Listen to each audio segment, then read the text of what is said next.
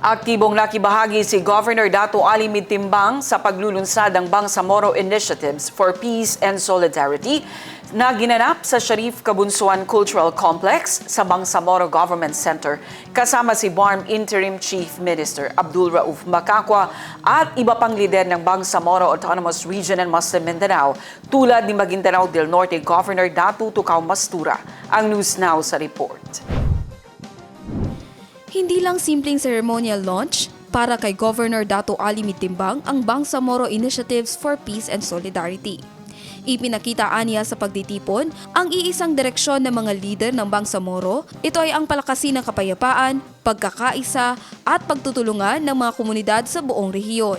Sa pahayag ng gobernador, ang Bangsamoro Initiatives for Peace and Solidarity ay ginagabayan ng bisyon ng isang mapayapa, inklusibo at matatag na Bangsamoro kung saan iginagalang ang dignidad ng bawat isa, pinahahalagahan ang pagkakaisa at isinusulong ang katarungang panlipunan.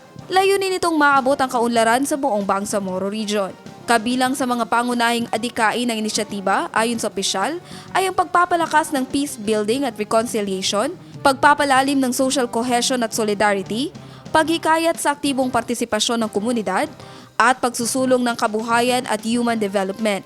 Kasabay nito, binibigyang diin din ang mabuting pamamahala, pananagutan at paggalang sa karapatan ng mamamayan.